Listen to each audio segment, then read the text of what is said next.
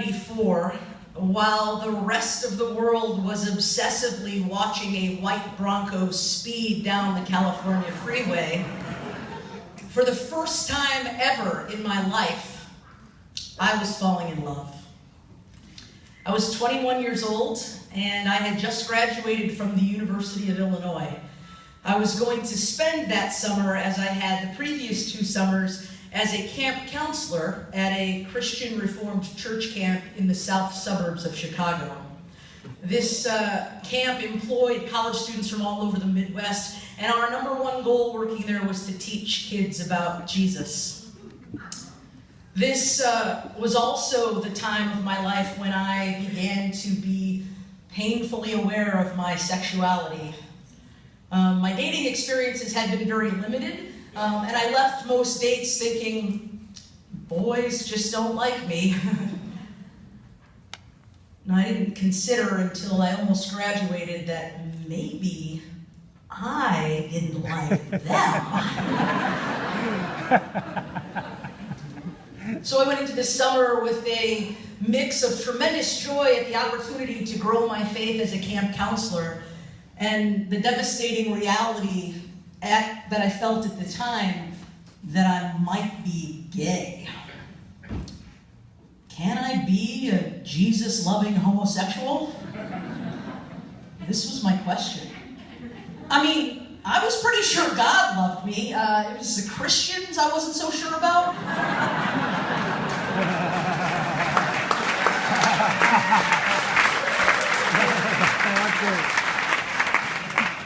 I had never known what it was like to be in love, but that summer, every part of my body was awakened when I met Kelly, the newest camp counselor.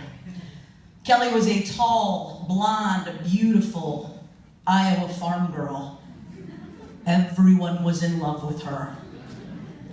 Our chemistry, our connection was very obvious very quickly. Everyone was giving this girl attention, but I began to realize she really only wanted my attention. This amazingly hot girl with a heart of gold only wanted my attention. I hadn't been in this place before.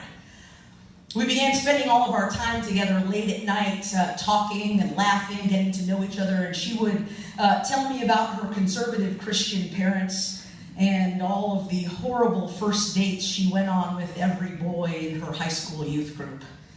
Though we never talked about our sexual experiences, we danced around it and didn't talk about what was happening with us. As had become our routine, one night we were cuddling in the top bunk of her bed listening to the Carpenters.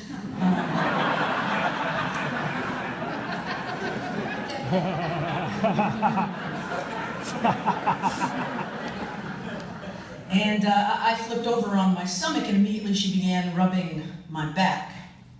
Now, with the melodic, rich voice of Karen Carpenter in the background, it took every ounce of energy I had to resist exploding with electricity flowing through every part of my body.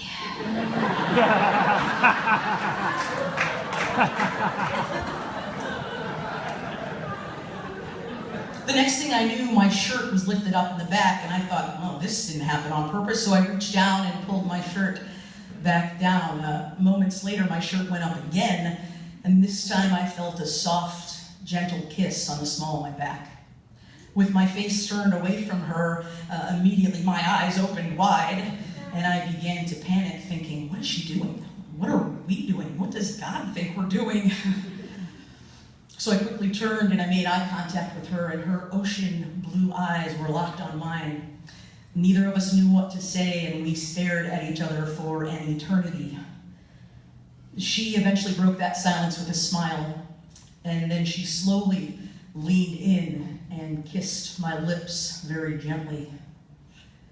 As she pulled away from me, I couldn't help but think, we hadn't just been hanging out, we had been falling in love. As we held each other closer, tears welled up in my eyes, as I began to recognize that I was exhausted. Exhausted from denying who I was, exhausted from denying all of the privileges that go along with being in love. Hello. For the rest of the summer, she and I were the greatest counselors by day, teaching kids about Jesus.